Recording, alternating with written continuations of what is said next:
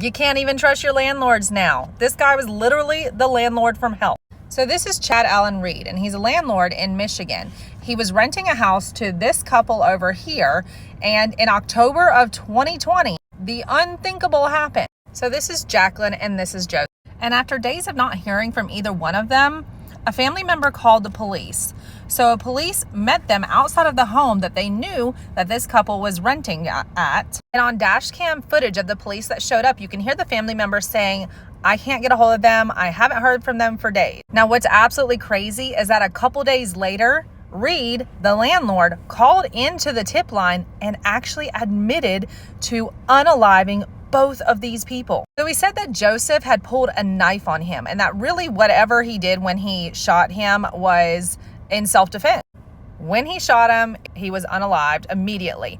But then Jacqueline was there and saw the whole thing, and his immediate reaction was to tackle her. So they start on a foot chase and he starts chasing Jacqueline. Apparently he did shoot her once, which I guess let him catch up to her. And then he beat her and strangled her until she was unalived. But it keeps going. What he did next was that he took both of their bodies, he wrapped them in clear plastic, moved them into his truck, and then he threw a tarp and debris over them, followed by a series of large boards.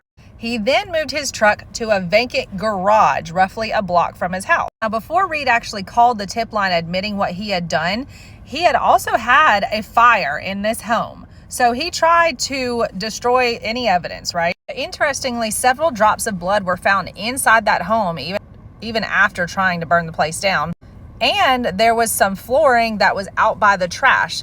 So that actually leads me to believe, like, what actually happened in the house, because he made it seem like it was not in the home. What's even more disturbing is that Reed's lawyer tried to argue that Joseph had substance abuse problems and a temper, and they had lots of jealousy issues, and that he was even accusing Jacqueline of flirting with the landlord, and that that's where all of this stemmed from. Now, on Monday, jurors found Reed guilty of second-degree murder in the case of Joseph and first-degree in the case of Jacqueline.